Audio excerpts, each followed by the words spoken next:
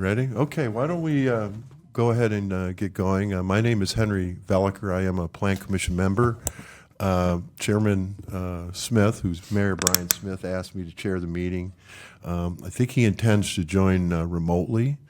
For the record, we do have a public hearing before our regularly scheduled Plan Commission. So we'll get going on that. Just for the record, Commissioners Olson, Gutsky, Waller, and Veliker are present. Staff Aaron Jensen is here as well. And we do anticipate Commissioner Lesage to come in soon enough. And I'll let you know for the minutes when she arrives. Barb, thanks. Okay, so it is now, what time is it? 5:18 p.m. and I'm going to call this Plan Commission to order to have a public hearing. The subject of the public hearing is a rezoning in the case of Mark Grabowski, 749 Layton Road, and James Grabowski, 755 Layton Road. And it's tied to ordinance 02-2025. So, Aaron, can you set this up for us, please? Yep, I can set this up. I will also just refer to the packet. It's a little easier to look at visuals if you're like me. So this is kind of Highway 49 right here. This is Layton Road. You can see this. The subject properties are circled, and you can see there are slivers of R1 residential zoning, and then there's resource conservation. Back when a lot of these zoning maps were made, they were done so with pretty old technology and rigid lines, and they're not perfect to the area that they meant to protect. Let's put it that way. In addition to that, there are other things that do protect against building close to the river, DNR standards, wetland standards, all of that. So what we're talking about today is actually just rezoning these two properties to fully be R1.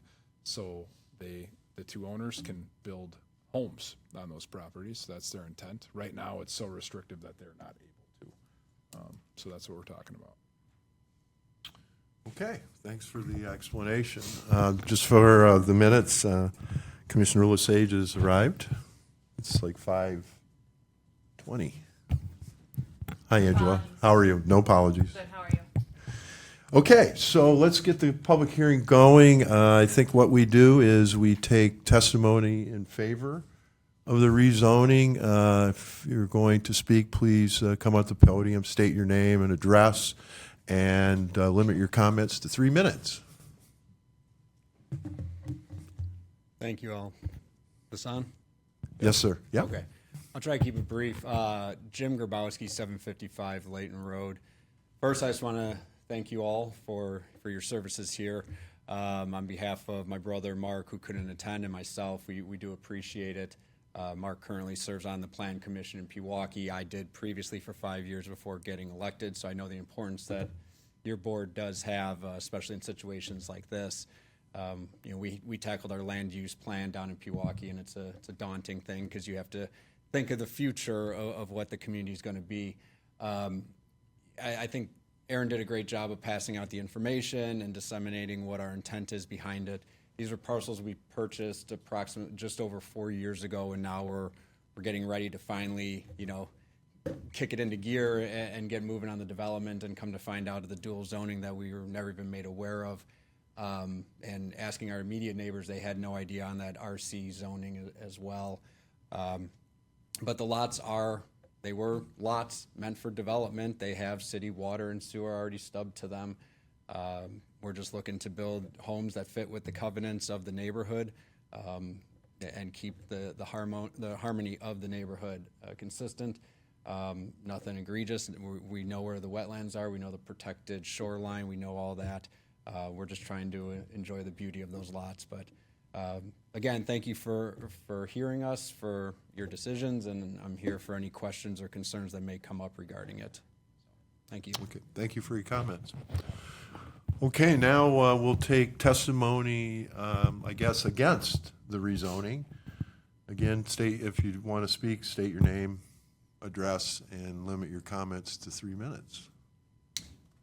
Henry, I'll just note that there was not against, but there were some people that had questions. They came forward and just wondered what it was all about. Once it was explained to them that there are other things that are in place that can protect against the encroaching on the shoreline, they were completely understanding.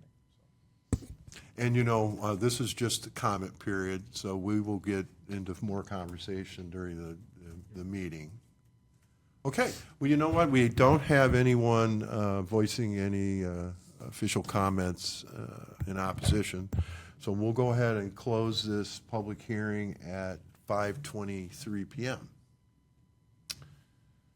Okay, now we got to get to the main agenda. Okay. I'd like to now call the meeting, our regular monthly meeting of the City Plan Commission for Wednesday, May 7th. The commissioners that were present at the public hearing are present for our meeting, so we do have a quorum. Call to order and roll call. I think we kind of did that. So, number 2. Approve the agenda. Is there any changes to the agenda? If not, can we get a motion to approve the agenda? Move to approve the agenda. Second. Okay, moved and seconded. Any further discussion? All in favor, say aye. Aye. Opposed, say no. Motion carries. Okay, annual review of the Code of Ethics. In May, all committees of the city council have to review the Code of Ethics and place them on file, acknowledge that we have read them and will comply with them. So we don't do this as a motion. We just acknowledge them and place it on file that our committee has reviewed them. So, okay. So approval of the Plan Commission minutes for the public hearing on April 2nd and the meeting on April 2nd. And we could probably do this as one vote, I think. Yeah? Yep. Okay. So is there a motion to adopt the minutes? So Or approve moved. the minutes? Okay. Second. So we got a motion by Dana and a second by Angela to approve the minutes. Any further discussion? All in favor, say aye. Aye. Opposed, say no. Okay, motion carries. Now we're down to the action items. Okay, the topic of our public hearing is item A under action items, the rezoning of 749 and 755 Layton Road. So, yeah, okay. So just to set this up, because it's an ordinance change, we've had the public hearing. What we're doing is recommending the rezoning to council, right? Did I have that right? Okay. Yep, that's correct. All right. So we kind of understand what the request is. Do commissioners have any questions, comments for the owners or maybe staff? I do have a question for James. James, what is your timeline? What's the urgency to this? And the only reason I ask that is Henry just talked about the process. Typically, we have 2 readings for an ordinance change at the city council level. Can you let us know what that looks like for you guys? Yeah, and Rhonda did a great job of explaining it to us. So we were hoping to, we found out about the double zoning when Mark had submitted his plans for his permitting already. So that's kind of delayed everything. But obviously, as we all know, in the political climate we're in, with some of our supplies coming from outside the country, we're not chomping at the bit to pay tariffs right at the moment. But we would probably be looking to put a shovel in the ground or to submit so that if approved passed by the council in June, then we could start shortly after that.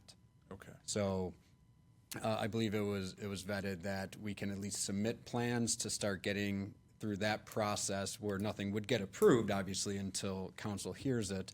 But it would be, at this point, kind of looking at the timeline to be weathered in before the fall. So it would require kind of getting a shovel in the summer. Absolutely. Okay.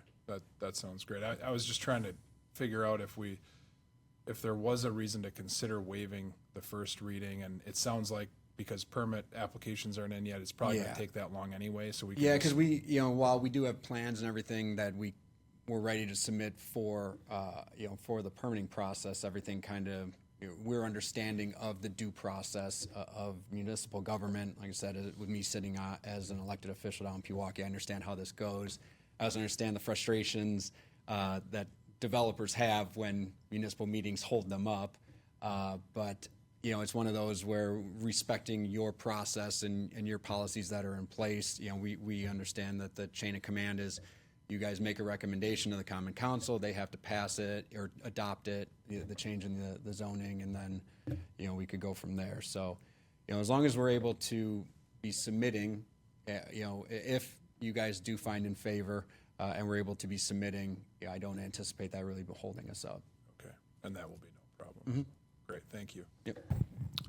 Yeah, I have a question. So, because this is in city limits, our shoreline zoning ordinance will dictate, right? There's no county requirement. He doesn't, the property owners don't have to go to the county, right?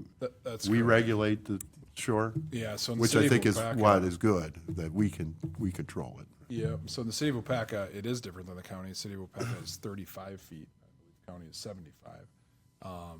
I think this specific property, and James could probably tell you, is probably going to be more dictated by some wetlands than it is that 35-foot setback. And some From the river? topography. You're talking about from the river? Yeah. Oh, very much so. So the whole lots are 400 and some feet deep.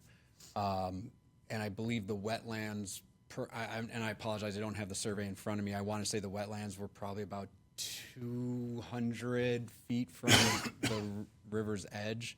So I would, giving round numbers here, I would say 50% of the property is wetlands. So we're well south of that, away from the I did river. pull up a picture up Yep. here that kind of shows where the building footprint is. Wetlands are about right where my mouse is. Yeah. River's up here. Gotcha. There's also, there are some drainage issues that I think, without getting too deep into it, the wetlands, while and we're sensitive to that, we're not planning on anything in the wetlands or anything like that. There is some stormwater drainage that we need to remedy there, which I think will help to dry up the property in general. But yeah, we're planning on building well south of those wetland lines. And so we're already well versed on, I've run this through the DNR and everything before we knew about the zoning, just to make sure that we were clear with our, development. So yeah, we are sensitive to that area.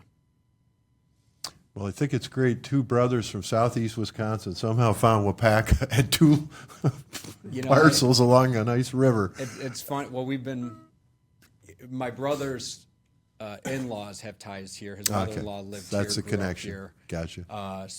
But I'd been coming up here with some of my, family friends since I was a kid. They own like 40 acres out by the Buffalo Farm, and so it all just kind of came full circle again. And we've been. Dream was on the Crystal River, but this is the Tomorrow River flowing into here, so it's just. In general, we just wanted something with serenity and flowing water, and this fit the bill. So that's why we're looking forward to it. Yeah. Commissioners, any other questions? If not, I we guess can I'd like to entertain. say that I appreciate the Grabowskis' information they've provided us. It's crystal clear. I've carefully examined down to the T on what they intend to do with building, as well as the setbacks for the wetlands. And I would just say that it's been very well done, very well presented.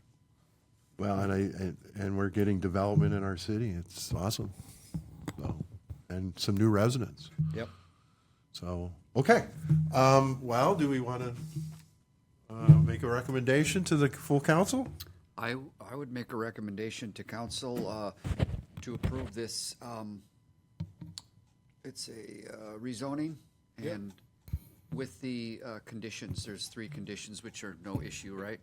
No, So, I believe they're all standard in terms of the zoning permits and building Right, permits and all. Yep. and you're aware of them all? Yep. Okay, so with the conditions, I make that motion. I'll second.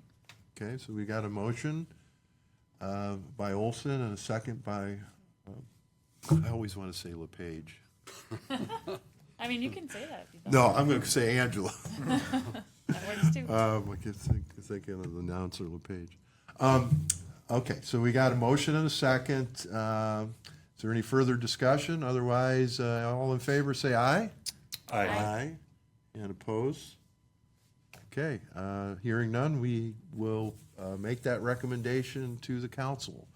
And because we had the public hearing tonight, we don't need the public hearing at council, right? Correct. Yep. Okay. So we don't have any public hearing notice requirement that, so we could Nope. So- potentially get this done at the June, first meeting in June, right? Yes, yeah, so we'll put, yep, it'll come to May 20th and then Yep, June, May 20th. whatever that is, 3rd, I believe. Yeah. Yep. I'm not sure what June Third. Plan Commission meeting is. We'll be definitely having a June council meeting. Yeah, Okay. yeah. Okay. All right, well, on to item B under action items, ordinance number 03-2025, amendment to chapter 17.104, permitted uses and conditional uses. All right. Aaron. Thank you, Henry. So this is on page 24 of your packet. Plan commissioners may remember when Jared was here, he went through a series of changes in the zoning code that were brought forth by the League of Wisconsin Municipalities Housing Toolkit. As a part of that effort that the league put on, there were a number of recommendations for municipalities to consider to basically increase housing density and allow for infill in areas. I think there was one change that we made that in reflecting upon that change, I feel like is not in the best interest of the city of Waupaca. That change was to allow for duplexes in the business districts to be 1, 2, 3, and 4 as a conditional use, as well as agriculture, as well as R1, single family and agricultural. So basically, those changes brought forward allowed duplexes in a lot of different zoning districts. I'm going to give an example, Woodland Estates. So Swan Park subdivision, we recently just had an RFP for 5 different lots, or 6 different lots there. And as we were going through our packet, we looked at it and we said, oh my gosh, duplexes are allowed to be built here. And we started to think a little more carefully about what impact that may have on an established single-family subdivision, not only there, but in multiple places across the city. Also, we know that we are relatively limited from a commercial zoning standpoint and commercial corridors. And I think if we had this, there's nothing we could do legally to, let's say, someone bought I think where the old car wash was is vacant right now, would be a good example. Someone could technically go and build a duplex there. We don't believe as staff that that is the city's intent, to allow for commercial space or land use areas that we've always had to be eaten up by duplexes. Ultimately, when we're talking about housing density, I think the city of Waupaca is uniquely positioned right now with the River North subdivision happening. We do have some other areas in town in which a duplex infill is possible. So just in the best interest of community planning, this is being brought forward as a suggestion, basically to return to what we were. And actually, Angela, I believe some of this came to light from a conversation you and I had I about was gonna another say, this is property. sounding very familiar. Yes, now that I'm talking through it. There was another district in which you surprised me. You said, is this allowed here? And I said, no. And I looked and I said, yeah, it is. And in It doing the wasn't research. R1. It was not R1, it was, I can't remember what that was. So, that's what we're discussing. That's kind of the reason for bringing it forward. And I guess we would be recommending a change back to really what we were prior to those changes occurring several months ago. So because this is a change to our zoning ordinance, it requires a public hearing? Yes, this one, because of the chapter it's in, I believe will happen at the council meeting. Okay. So then our task is to recommend moving this ordinance forward and setting a public hearing. That is, The actual we want. yes, and I have a to- question. Yeah. Sorry, go ahead. Did I cut you off? No, so this one, because the public hearing notice, this one cannot come forward May 20th. We'd be waiting. June 3rd would be the soonest Okay. that we'd talk about this at city council. Sorry, Angie. So before now, so when Jared was making the changes, or not Jared, but you know what I mean. Previously, R1 did not allow a two-family dwelling as a conditional use permit. That's correct.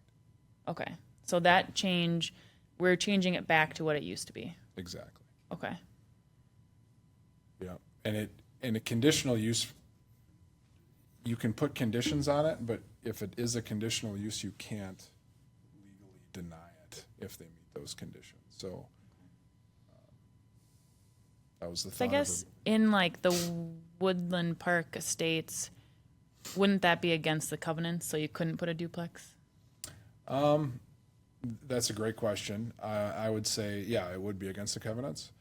I would also say that the city has no authority to Enforce them? enforce the covenants Okay. or deny a building permit because it doesn't meet the covenants. That is enforced by the neighborhood or the association, in which we have many associations around town that aren't active anymore.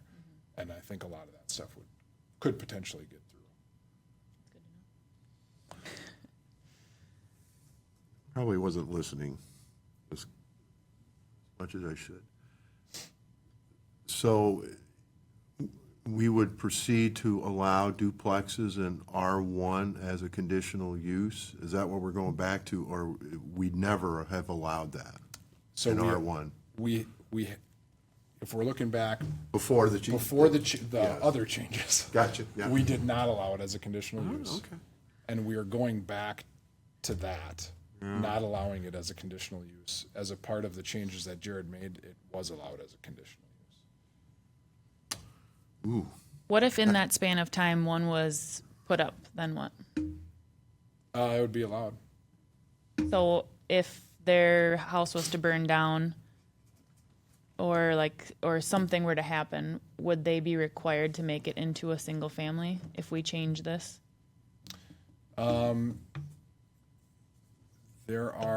That's another great question. You're stumping me. I think there are laws in place that say that you might know this better than I would do. You can replace it at 40% of the value. It'd It's be a that kind of scenario. non-conforming structure, Okay. which means you probably couldn't replace it as a duplex. I can tell you that there haven't been any homes constructed in this scenario since those changes have been made. But there probably are some that exist in R1 districts somewhere from decades ago, potentially. Okay. this might spur a little debate. Last night, we just approved a really nice duplex in an established neighborhood. It was a difficult lot.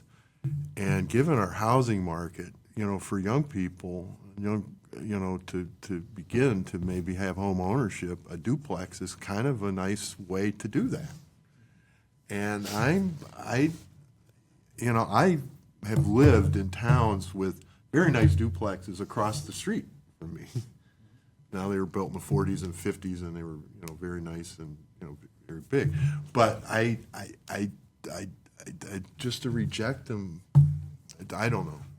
But that's the whole purpose of having an ordinance and having a discussion about it, I guess. But I don't know that we have to debate it here, right? We just gotta. I think it's appropriate to have the debate here, Yeah. for sure. What I would say too, and Plan Commission could say, hey, we need more information prior to us recommending it to council. I think that's totally appropriate. I think that's also a great thing to bring up. I'm glad you did, because I should have touched on this. So that one that we talked about last night, that is it's an R2 district. Right now. A lot of those single-family homes in that area are in an R2 district, which also allows single-family homes. I think the thing that, in thinking through this as staff, if we decide that we do want duplexes in more areas than we have right now, we can change the zone, the future land use map, and we can change the zoning to allow maybe more R2 in other areas. If we just do it through allowing it in the single-family zoning district, then we may get them in areas that we may not necessarily want, and we can't do anything about it. So I think the other way, it's a little, it's a process, but it feels like a little more targeted approach. Then, 'cause basically, then you're just saying every single residential district in the city of Waupaca, you can have a duplex. Is there urgency, or are staff seeing something on horizon that you're kind of trying to anticipate a negative effect or something that we got to move quickly? Or could we take the luxury of a month to maybe get a little more information? I think you absolutely can take the luxury of a month. There's nothing that I know of right now in which this is going to happen.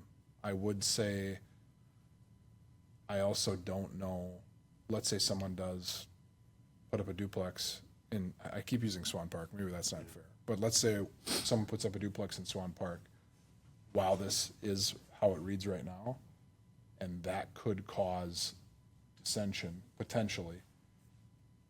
That would be the only urgency that we're talking, and I can't control when those, or we can't control when those applications. Well, it is a conditional use in R1, so they got to come to the Plan Commission, They would have to come review the it. commission. Yeah. right? So we have some, at least ability to try to check it, you know? Yep. I could tell you, I'm a veteran, and I tell you can get loans. I don't know how it's all going to change potentially, but you could get a loan for a duplex as a veteran. You had to live on one side. You could build and get up hundreds of thousands of dollars with low minimum That's fees, great. low interest. So I don't know. There's maybe some opportunity there, but I don't know. That's just my opinion. If the commissioners want to move forward, just, make a motion or something, but if we've got some time. Yeah, why don't we table it? I agree. Table it for a month and see if it sparks any other, Okay. mull it over. So for have a some month. conversations in your circles about it, see, if you're getting any information. I don't know, staff, if you've got some thoughts. I mean, this builder that we approved last night, he might be a nice resource to talk to. Because they're building, if Yeah. they're gonna build what their rendering is, it's gonna be nice. Correct. Well done. So I don't know that a neighborhood of single-family residents would object to something of that style, but I don't know. Yeah. No. Okay, do we need totally to, fine we should probably have a vote to table, huh? with that. Yeah, that'd be great. Well, I can make a motion to table this for next month's The meeting. next meeting, next plan commission meeting. Okay, I'll second. all right. It was Jake, right? Just a second. Okay, so we got a motion and a second to table to our next plan commission meeting. Any further discussion? If not, all in favor? Aye. Opposed? Okay, motion carries as a table, that item. Thanks, Aaron. And then we got one more action items, it looks like. And I just got out of my,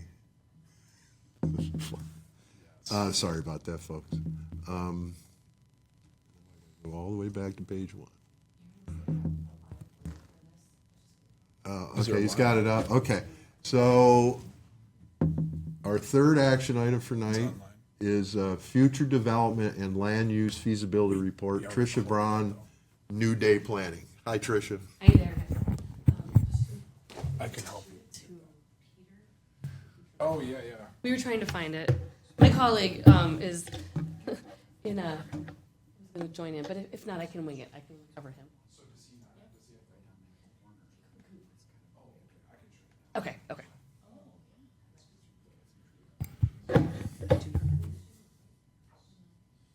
Can't get my wife to do a duplex. I want to do a duplex. She wants no part of it.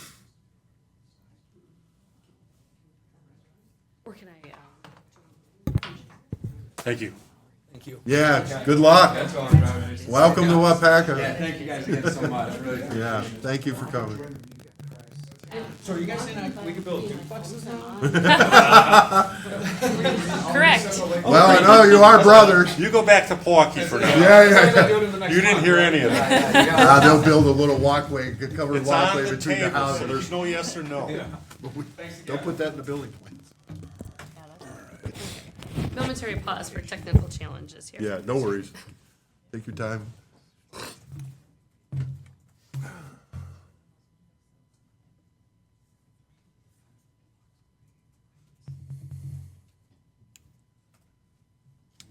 How's everyone tonight? Good. How are you? Really great. Now that the weather has turned a Oh, little it's bit, so nice. It's crazy. feel like a human being again. Get out. Peter Haney, right? Yep, Tricia? correct. So that link should now be to you I don't know. and Peter. I know. I don't know what to do. Got a mic. Got that. I'm gonna should turn my mic off, right? I understand the feeling. If you can turn your computer mic. Turn my camera.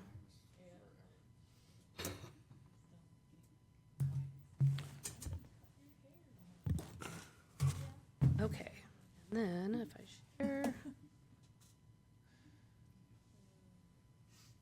Oh, check it out. It worked. Okay.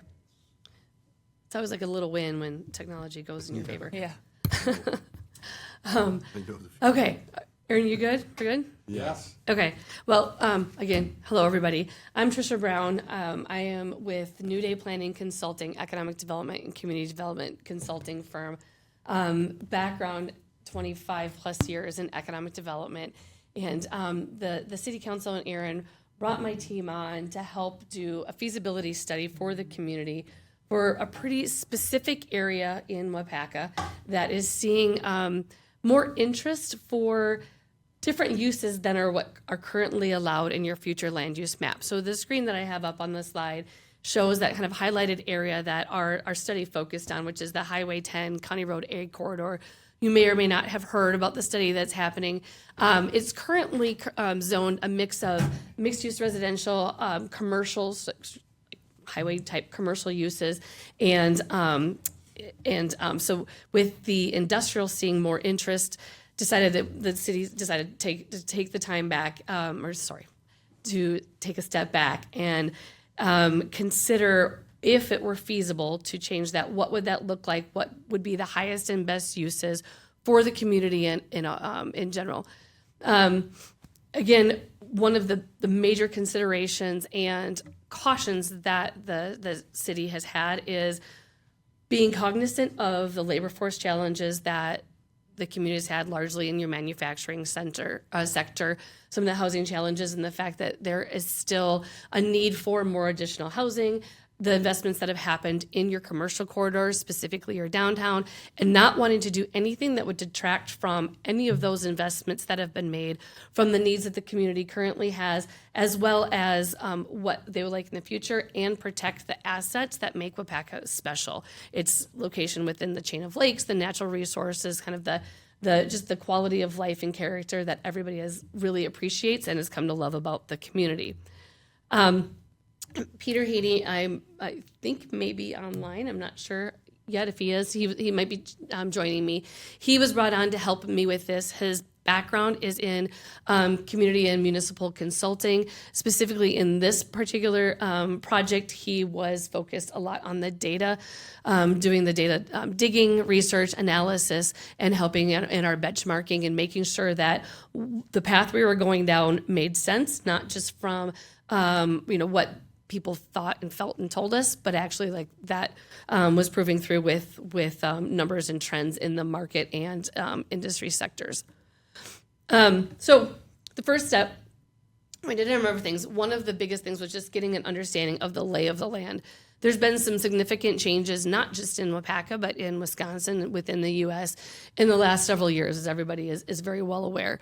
So starting off with where are we at now? What's Waupaca's strengths? What are we building on? And where does the trend lines show that the markets could take us. So looking at obviously the existing industries, obviously manufacturing, Waupaca Foundry being the largest employer in the area with almost 1,600 employees within their 3 plants. Ag tourism, foundational industries that have built sort of the fabric that Waupaca rests on, still true to this day, and true for the region. The county and even just central Wisconsin in general all are very similar in nature in that regard. The population workforce is a specific, not even a specific, probably the highest area of concern, and came up frequently as something to make sure that we're paying attention to. I think there's been reluctance to really pursue any other uses besides housing and maybe commercial for fear of cannibalizing your current employers in town and detracting from their labor force and putting them at a disadvantage. And so that was very much a mindset of, if we're going to do something, let's make sure that we're not doing it to a detriment to what is already here as an investment, as an employer, as a community asset. So labor market was one of them. The good news and the positive findings on that, this area is actually one of the highest in-migration areas in the state. Wisconsin has taken a turn in a very positive way over the past couple of years. And the New North area, which is kind of northeast Wisconsin, so Waupaca, just from a geographic example, is sort of nestled between what's described in an economic development world of New North, is kind of the Appleton, Oshkosh, Green Bay, up to Sturgeon Bay, Door County, and then central Wisconsin, which is Wausau, Stevens Point, that area. You're sort of like snug right in between the two of them. So you get, for better or worse, the mix and the benefit and kind of the ripple effect of what's happening in those regions. And New North itself in that area has had the highest immigration of the state, with over 4.8% over the past 5 years. If you look back beyond that and what we were seeing in the 2010s to 2020, and that the entire state was losing population. This is very, very positive news for the state, and Waupaca as a city has actually maintained and kept up with that growth as well. So even though that little 158 people doesn't seem like a lot over 1 year, that actually is a pretty good win, I would say, for the county. So that's positive news. The other positive with the labor force in looking at where the people are coming into to work, the city has access to a data tool called Placer AI. Greg with the city helped us kind of define and look at where people are driving from every day. And this is actually small. This, I think, is a 30-mile or 30-minute drive time ring that you're seeing in that graphic. There's actually a pretty significant amount of people that drive in between that up to 45-minute drive time every day. But that increases your labor force that you're pulling from to nearly 213,000 people. So you are a draw. And you'll see probably why in the next couple of slides. So we've got the population, we've got the market, the industry base, what we're going through, business climate in general. As most of you know, because you've been on this board and you pay attention to the city council meetings, or you're on the city council also, it's a very business-friendly community. You want to attract businesses, the right type of businesses. You help support them. You try to put initiatives in place to do that. You've made decisions of shifting industrial land to help create more housing opportunities to support the employers. Like you've paid attention to what the community needs. You've been responsive with incentives to help promote new investment in the community. So you've done all of that. You've been a very business-friendly community, which is a very positive thing. You're also, while rural in nature, Waupaca is also pretty connected to its surrounding areas, being 30 to 45 minutes from the Appleton, Oshkosh, Green Bay, and Stevens Point, Wausau, and not that far from other major markets, even Madison and Milwaukee gives you an advantage. Not every big company or project wants to be in any of those metros. Some of them want to be closer to where their materials are coming from, or from where their supply chain exists, where smaller towns go to school, all the things that Waupaca has to offer. The other asset that you have that not a lot of communities have is your municipal airport. That came up a number of times as an underutilized asset in the community, but one that should definitely be recognized as such. And the next is, and this is a big one right now, utility capacity. This is perhaps especially as we are going to talk about industrial here in a minute a little bit more specifically, utility capacity is almost edged out labor force as one of the key criteria for companies that are looking to locate in an area. If you are a manufacturer, you're a food or egg producer, whatever you might be, in this day and age, power, electricity specifically, has become the commodity that people are seeking. The larger the data centers, big, the automation and everything that goes into advanced manufacturing has increased the demand to the point where people want to make sure that wherever they go, they're going to have reliable power and they're going to have the amount that they need. So that was definitely something that we looked at in this area. For the specific focus area that we talked about, that south of 10 County Road A, this is not unique to Waupaca. This is 100% across the board of Wisconsin. It is a hodgepodge puzzle of utility providers across the state. If you go on to, if you go onto the PSC map, you'll see it looks like a really pretty quilt or blanket, very fancy, but that's all the different utility providers that are interwoven. And so as you're trying to do a project and you're getting power from one spot, you hit a dead end where another service provider takes over. So understanding if you are going to look at an area, how are you going to get power there? How much power are you going to have? And also, obviously, the other utilities, water, sewer, gas, et cetera. For this particular area, it was confirmed by WPS that they could get up to 15 megawatts of power to the site within 18 months. The city services are readily available based on the last recent, extensions that were made. And then the economic development priorities of the community. So this is just kind of reiterating what you have all been focused on. So I don't need to tell you this: housing, childcare, your natural assets, what makes you a good tourism destination, et cetera. Just keep focused on that, but also very cognizant of that in the analysis.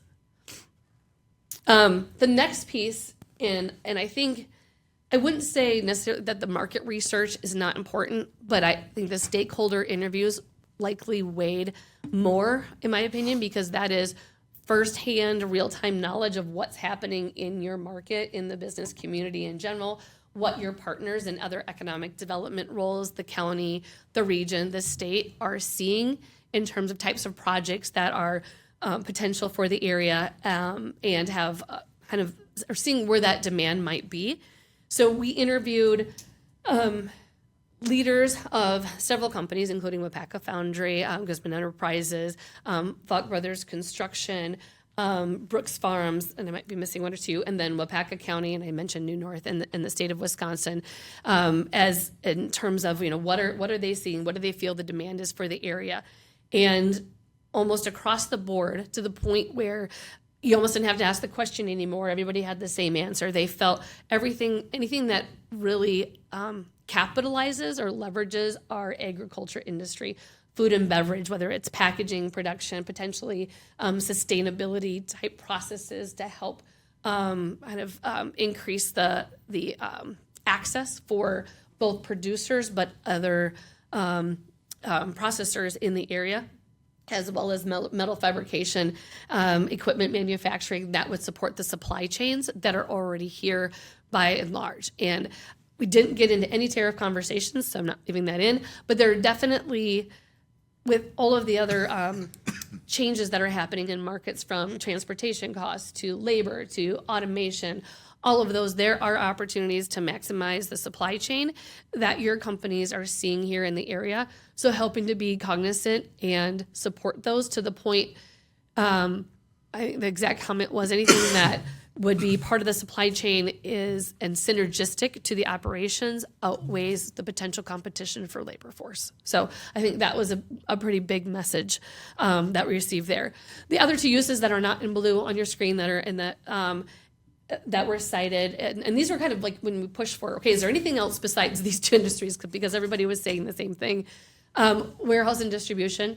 It was said there's still not a lot of warehouse uses, but I think that's supporting existing operations. I know that's not something that in this type of an area where it's an undeveloped area that it would be to support your existing companies and industries. I don't see this as an area for any spec industrial or any types of things that you'd likely see more so along the 94 corridor in Racine and Kenosha. This is more to support the existing industries. And then large tourism retail. The comments were made, it'd be cool if we could get a Bass Pro Shops, or we could get, something that drew people in, off the highway as they were going up north. But, in a business class hotel. So those I don't think are bad uses at all, by any means whatsoever. Just the dynamics of the population density and the traffic, I don't know if they would support it, but that is another use that was cited as could potentially be a good fit for the area. Okay, so and I see my colleague Peter is on here as well, so I'm going to actually let him take over and talk about the data that we did on some of the benchmarking aspects of it. Thanks, Trisha. And are you all able to hear me okay? Yep. Okay, perfect. So it's great to see all of you. Like Trisha mentioned, a lot of our qualitative reviews were pretty much mirrored in our quantitative reviews. At some point, it almost got sort of anticlimactic, where we're looking at these numbers and seeing the same thing and the same trends that we were hearing in our interviews as well.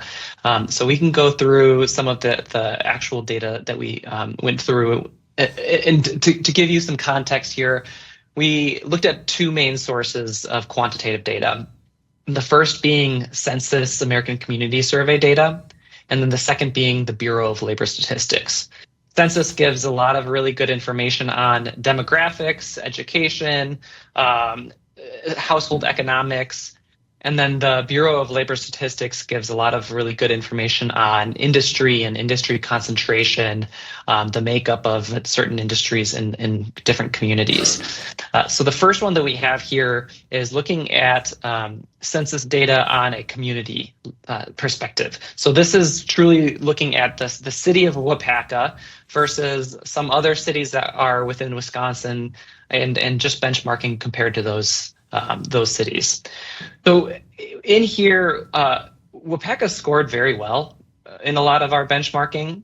When we did compare to peer cities, some of the trends are all things. Some of the major metrics are looking good. In particular, there's a high level of education.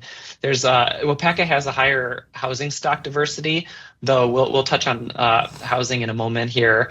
Manufacturing salaries outperform peer cities. Household earnings tend to outperform peer cities in Waupaca as well.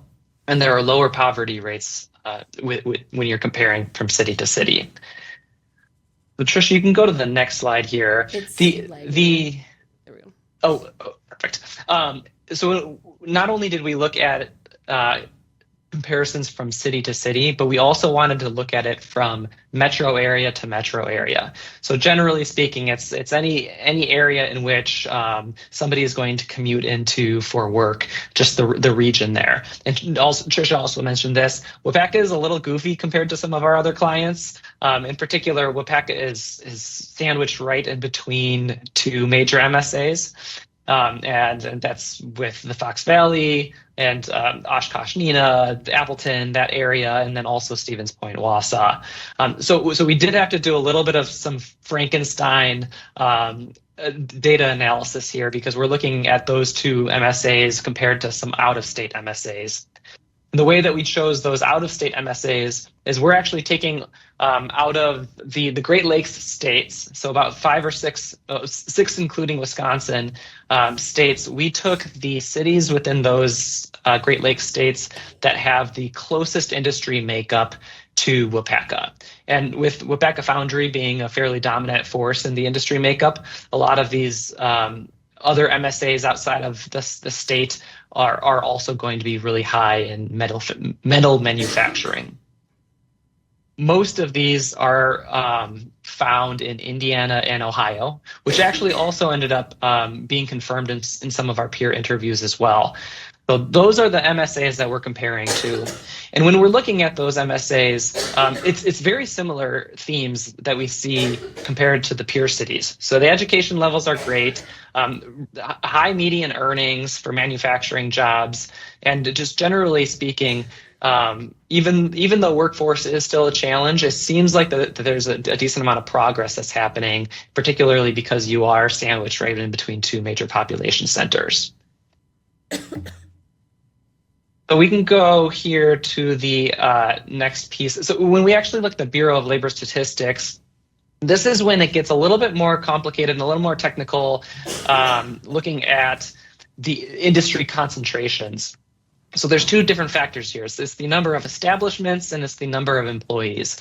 This data is sometimes difficult to deal with because there's self-reporting that's happening, but generally speaking, directionally and comparatively, it's easy to be able to compare MSA to MSA. And in this case, we see that if you look at the industries that we focused on in our interviews and some of the industries that came up in interviews, food manufacturing, primary metal manufacturing, fabrication, machinery manufacturing, transportation equipment manufacturing, and then warehouse and storage. These industries here, we see some very similar themes from Waupaca region to some of the MSAs that are primarily found in Indiana and Ohio. The big difference that I want to call out here would be there is a lower industry concentration for some of the industries that would be found in the foundry's supply chain, primarily fabrication and machining. So this came up both in peer interviews and then also the data, where we score very well in the primary metal manufacturing, but then there's actually a weakness in the fabrication and the machining. This came up again in interviews as potentially some areas where if there are some suppliers to the foundry and to some of the other businesses in the area, that there is actually some industry to support that. And we see that being compared to is in the other regions. Last thing I'll say is there is an element of, so Waupaca has a fairly low vacancy rate. That is not necessarily a bad thing. The one yellow flag I would say that raises is if housing still becomes an issue. And if the reason why there's low vacancy rates is if there's just not enough housing to begin with. That is something that came up in interviews as well, is just housing shortage and the housing availability. That's a statewide trend, and it's actually, a national trend as well. So unsurprising, but still something that we wanted to flag. And then the next slide here that we have this is getting into some of the qualitative research. So we have, we looked through a number of different reports from 2023 and all the way up until 2025, some recent releases. And just looking through this, the way that we compared this was looking through two different lenses. Basically, what are some of the strengths and opportunities that we're seeing in these reports? And then what are some of the weaknesses and threats that we're seeing in these reports? By and large, excuse me, this is still, these themes are still being shown in the qualitative reports as well, where workforce, for example, is a challenge, but it's starting to get better. Housing still tends to be a challenge. And that this is also from the region, from the county, and then also across the state as well. Tricia, I'll hand it back to you for the target growth sector analysis piece. Thanks, Peter. And I have to apologize. I love spring in Wisconsin. Spring in Wisconsin does not love me. So similar to what Peter found when he reviewed not only just the data in the industry segments, as well as the regional reports, we wanted to look specifically at the industries that were being identified as potential opportunities for Waupaca. So talking to the state's manufacturing chamber, to the Center for Dairy Research, which really is on the cutting edge of a lot of the new opportunities and smaller businesses with high growth potential coming out of the dairy cheese area, and then also FAB, which is Food and Beverage Consortia.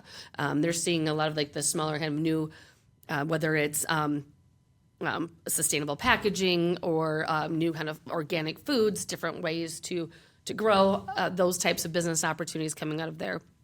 All of them were very bullish on the opportunities that Wisconsin has in these areas and the investments that are being made to invigorate and nurture some of that small startup or research or even just innovation in general in the way that things are done, and encouraging opportunities for communities to embrace that and understand how they can fit into that fabric. From the commercial real estate side, and the last check or balance that we wanted to gauge was, this is all great information. It's really interesting. It seems like a good story to tell, but does it make sense from an investor or a developer perspective? If you're helping a company that's making decisions on where they want to go, does a community like Waupaca have potential? Would it fit a radar? Would it fit like a search criteria that might be fitting? And by and large, I think I mentioned this earlier, is that, not every company wants to be by the Madison or the Milwaukee. They want to be in those, secondary, tertiary markets that have, closer proximity to the growers or to other industries that have like kind of legacy companies, manufacturers in Wisconsin.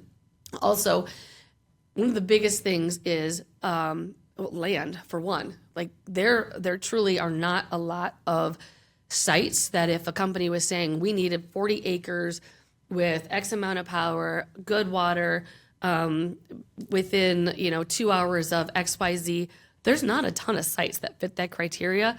And I think the county anecdotally gave the example that if he had, let's say, 10 site searches last year, every single one of them was over 20 acres, and he didn't have a site to offer at the time. So that in and of itself was telling of just like it's having the area and the zoning is one thing, but having an actual site for a company to consider that can be easily served with utilities, close to a freeway, all of the things that a manufacturer or a processor would be looking for is it's an asset. So kind of leading in, not really a huge surprise that this is where this was going, but at the end of the day, filtering out and coming forward with the recommendations, by and large, almost unanimous across the board, whether it was the data, the county, or the economic development partners, including the state, the companies in the area, saw this area as a prime area for industrial, kind of a mix of what would I think be defined in your zoning ordinance as light industrial and maybe like a heavier industrial, not like an I2, moderate, larger lots, a little bit more demanding in terms of resources and capacity. But the reasons for that there's not existing housing around there. That's one of the biggest things. Is it is an area that has, it's north of the community. It doesn't have existing residential developments that need to be that companies need to be mindful of and almost would shy away from if they were trying to squeeze it into an existing developed area. You have the flexibility to have various size lots. You could go from I would say probably the smallest that you'd be looking at is 20 acres and up, depending on, what would be available now or in the foreseeable future. You have good highway access, also incredibly important if you are a company that has several trucks or haulers coming in every day. You do not want them going, it's not ideal. It happens in a lot of cases, but it's not ideal to have them going through either residential areas or commercial business districts. So having that on and off access right there, almost immediately adjacent to the area, is a huge benefit to the site. We talked about utility access already, and that the city, with the water and the sewer service, they have capacity to meet industrial uses, industrial users, and as well as the power availability within in 18 months. If you think they have, I think it's 12 kV could be available now. So during construction, if something were to say, I want to go there tomorrow, there's enough power that could get them through the construction period. Any major industrial use is going to take 18 months to build. So that is not, a deal killer by any means whatsoever, given that time frame of construction to extend substantial electricity, and then gas just runs along with it in the same upgrade.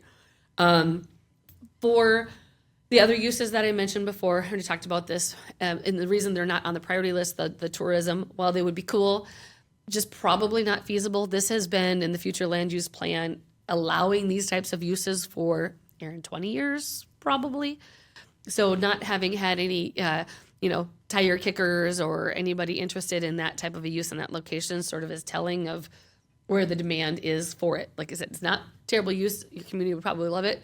Just likely not feasible if you were going to put your stake in the ground on something.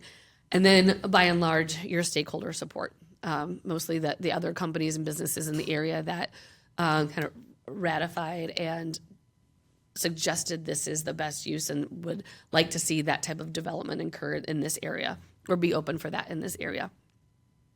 So then next steps. So that's the recommendation, industrial, and having some flexibility of the light industrial and the I-2 probably set off from the highway 10 a little bit further, is to look at updating your zoning map and your future land use map. Now, this is obviously a statutory process, but I commend actually the city for taking this step even prior to going into that, to have the research and the information to support it. That still is a public process that has to be adhered to, so would recommend initiating that process. Second is to have conversations with the landowners in the area, just to identify where they're at. I think that is a big driver of how, when, how much, or fast any of this could even occur, is to understand how people feel. Like if they own land in this area that we're talking about, what's their appetite for it? If that could weigh how and even phase development potentially, or not. But that's information and conversation that needs to occur.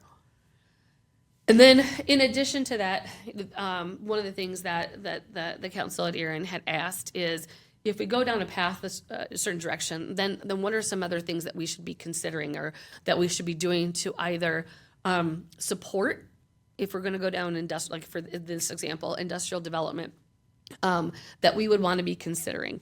And there's several different options, and so in these are just suggestions or things that other communities have done to really kind of support and promote growth in the industrial segment.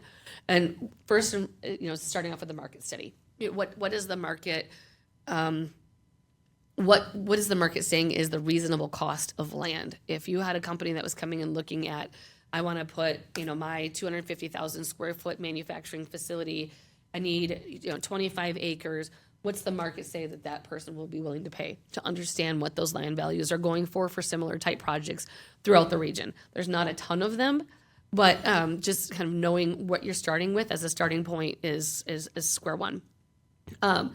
In more aggressive situations, others, whether it's a municipality or utility, have actually acquired options on land so that they could have control of it, so that they knew if a larger user, let's say, that wanted 60 acres, you had control over that land. You had options for an agreed upon price to purchase the land. You had a plan for what that would look like. So you knew that you could control that and say, okay, yes, we have this available for this type of a project.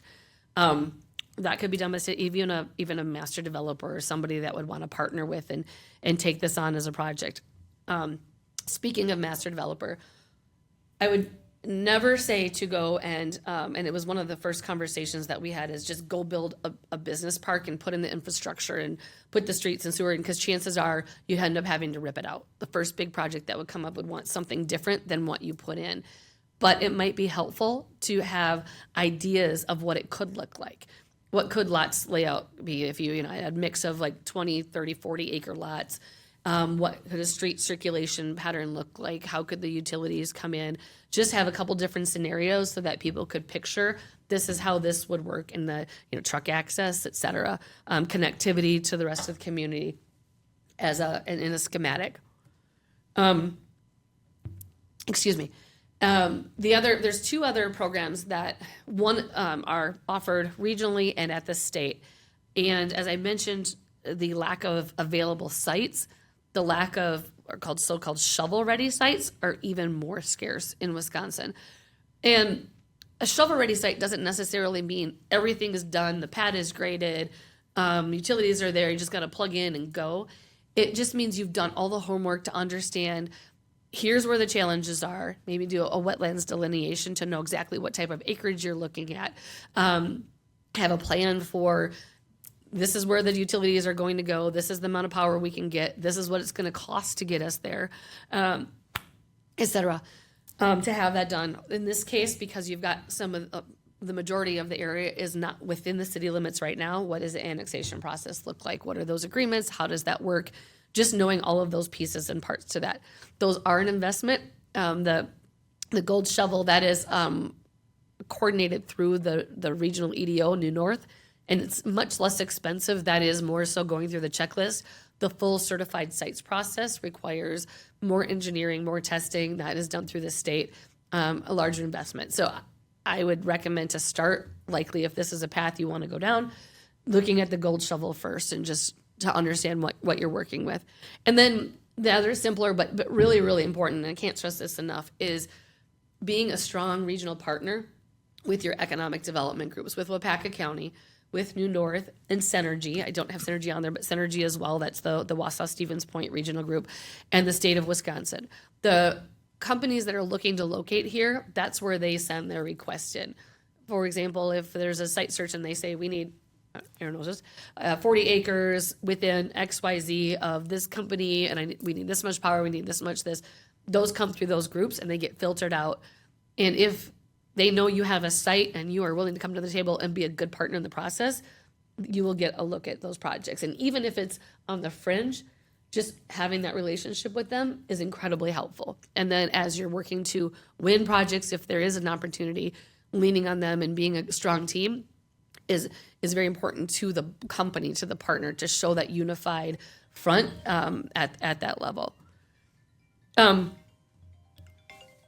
I wrap this up, the last slide is, as we were working through all of these conversations and the recommendations, we didn't want to leave out two other thoughts that came up, whether it was in conversations or it just felt like it would be important to not leave off the table, is to look at the other areas in town, because this is recommended to go towards the industrial. You still have a lot of, I think, opportunities for different types of housing mix. You guys talked about that tonight in your first request that you considered. You know, what other sites in town would be appropriate for higher density residential? You know, where do you want to actually drive different types of commercial uses? Are there gaps? The tool that I mentioned before, the Placer AI, that can do a gap analysis for the community and helping decide, you know, where, you know, what types of retail is missing in the area, whether it's like grocery stores or more clothing stores, whatever it might be, and then have a plan and an opportunity to say, here's some good sites that might be available to help attract them. And then being more focused on promoting or leveraging, utilizing, whatever word you want to use, the airport. You know, given the fact that you have that here, how can you make that a bigger tool in your toolbox to use? So that's a lot. What questions do you have? Any questions for Tricia? Yeah, this is a nice presentation. Statutorily, we did our land use plan was with our partner towns. So if we go down this path, we've got to convene, or just the town of Lynn, get them on board with the future land, change to future land use map, right? Correct, yes. Unless somehow that gets annexed in at some point, but highly unlikely. Yeah. So it could take a number of months, and that shouldn't be an impediment if this is where we want to go, but that's going to be a little bit of a lift to get them on board probably. Have you had any discussion? Yeah, it's good. No, I haven't had any discussion with Lynn, but through this process, and as I sat down with Tricia, obviously some of the biggest potential opportunity areas are, if we're looking at this page that's up right now, you look at this B4 strip commercial, there's these three large parcels, and actually to the south, I think a lot of that is one owner. Right. Yeah. And yeah, they're all in the town of Lynn. This one, Aaron? That one better? Recently just had a sewer extended down the north side of Highway 10, and we prepped it to be able to come through underneath Highway 10 to serve that area. So I think soon would be a very appropriate time to engage with on this plan and, you know, what the potential could be there. There's some value in reaching out to that property owner to, you know, if they're in support of a change or something, that might help the approval process with the town. Yep, I think there's a lot of value. Yeah. And this is, I mean, just, I would not caution this. This isn't an overnight opportunity, right? It's going to take time. It's more, you know, this, you're still looking out 5 years, maybe not that much, but 5-10 years potentially. You know, that I could see a handful of maybe, you know, 20, 40 acre opportunities within the next 5 years, but it's not probably realistic to say this thing is all going to be built out the minute you make this decision. That's not what we're saying. It's just more of a setting the groundwork. And the type of opportunities we're talking about with these developments, though they may only be a handful, well, we know that they do come around every once in a while, and when they do, a lot of times they're pretty impactful opportunities. Could bring a lot of jobs and a lot of taxable value and that.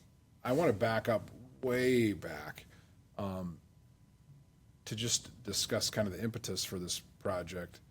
And Tricia did hit on a lot of it, but we did have a rezoning request in one of these areas that is commercial right now. And that's one of the reasons we went through this, is because we're like, well, okay, we thought it was logical that industrial could be considered in this area. But we said, like, well, rather than us just thinking it's logical, let's go through the process and ensure there's data that backs that up, stakeholders that back that up, which is what Tricia has done. So Tricia, thank you for all your efforts in that. I think at least this gives us some background to make future decisions off of. So, do we have to have Tricia come back to do this to council? Yeah, the you're plan. planning on it, right? Okay, cool. Yep. Because I don't know that we need to make any recommendations or anything on it, right? This is informational, or do you have an opinion on that? Staff, Tricia, should we do something officially? I think this is more of an informational and an educational session. I don't think it's a plan that needs to be adopted, because adopting it would suggest that you're Yeah. taking the recommendations for what they are instead of having a discussion about it, which I think these are very much discussion. What if I'm going to volunteer the mayor, since he's chair of plan commission, and maybe our administrator go meet with the town chair or talk to the town when maybe, well, you can't because there's only, 3 board members. I don't, maybe they should be brought into, I don't, Yeah, but before, I mean, I don't think that's unreasonable. I'd hate to, muddy the waters and then get defensive, oh, you're trying to, and you're not even talking to us, I don't. No, I think that just to Not to overthink it. communicate what our process has been, I think they'd be certainly interested in, and I think they'd be fine. We'd be happy to do that. I definitely think that's the way to go. Open the lines of communication. First thing those people are going to hear is that we're trying to annex the place, and Yeah, it's just going to get off. It's going to get way off kilter. I think we need to approach them just with what we're talking about. Have you guys talked about a council date to come back? Next week, or 20th, sorry. Okay. So the next council meeting. Wondering if that outreach can happen. Well, it's 2 weeks, right? Yeah, can happen. Can you do it? Yeah. Yep, I have it down. We don't want to lose the momentum and stuff. Oh, God, I don't know. Do we have anything else for Tricia? We appreciate you making the trip over. Problem. Outstanding. Thank you. Yeah, Thank you. it's nice to be benchmarked. And you're doing good. So Yeah. it was all good news. Yeah, Anyways, well, thank you guys. yeah, Appreciate thank it. you so much. Thank you all. Thanks, Peter. Thank you. Okay, so on that, we're not taking any action. It's more informational for the minutes. And we'll move on to discussion items, June Plan Commission meeting. Okay, yes. You looking to maybe change it? Because there's some, Well, I just wanted to, we'll see what happens. Right now, we don't have anything like that would be holding anything up if we didn't have a June Plan Commission. I will not be here for that, and Josh will not be here yet. And we do not have a community economic development Working on that, though. We're working on it. I would be happy to, I'll have to join virtually, but I would join virtually if we do have something come up that we need to keep going so that project can keep going. I'd be happy to join on that. So just. I trust stay your in touch. judgment, but, you move into a new chapter of your life, so, I appreciate your wanting to, do that. Okay, so you guys heard that, right? So we may not have a meeting, but we may, Right. so. Yeah, that's the problem. Pretty much sums it up. Squishy. Yeah. Just But depending on what's at least planned, that- we are the planning. We have a plan. Yeah. Strategic ambiguity. Okay, reports. I'm not sure what page that is on. But. Yeah, I'll give just kind of this is just the section where I just kind of give the development updates. If you look at the building reports, you will see there's some obviously substantial building happening at the county courthouse. That'll be a big project that spans several years. On our building inspectors will be very busy with that. I always want to touch on the development agreements that we are in right now. I just got an email from Marissa Downs, who is the River North Cottages. That's the WIDA project. Those buildings are completely done, and they are at 100% occupancy. Wow. That happened way sooner than even she anticipated, which I think speaks to the need of that type of housing in Waupaca, which was great to hear. Curb and gutter, along with sidewalk, will be going in for the single-family infrastructure portion of the River North Ticor development agreement. And then we can expect applications for 6 single-family homes in that area shortly after that. Gas went in this week for that, and if you drive past like Sunny Day and go right way, you'll see on the other side of that development, they are working on infrastructure for the apartments. I believe they said they're going to be building 4 of those buildings right away, which will be market rate apartments, and there are 10 to 12 units. So, the downtown, you'll notice if you went past there, we started to see some stonework go up over the past week. On the siding, they have been working inside, but that continues to progress. Last I heard, they are still hoping for a July finish date on that building. Again, that's 30 market rate units. The Alliance Industries, so jumping to industrial, and actually very fitting with what Tricia went over today. So the north side of Highway 10 is, even though the future land use says commercial, a lot of that has been zoned I-1 or light industrial for some time, only on the north end, not on the south end. And that's exactly what we've seen. Most of the interest be is light industrial and Alliance Industries. Though they had a delay, which as a reminder, we did extend sewer specifically really for that project. But I was really happy to hear from the owner of the construction company that will be doing that, who's looking to submit plans that Plan Commission will see very soon. He was hoping to get in June, but he got back to me. He's like, we just won't be able to. They're going to target the July Plan Commission meeting. So that's exciting that'll be moving forward. And working on some other things and some of the things that Tricia mentioned as far as other interested parties. I know staff has been teaming up to get information where it's needed, and hope to hear back on if that interest turns into something soon. So I think that's the high points. So. Any questions for Aaron? Okay, well, I think we're to the last item on our agenda. Move to adjourn. Okay, move. A second? You got a Second. second? Angela seconds it. To adjourn, all in favor, say aye. Aye. Aye. We are adjourned at 6:36 PM.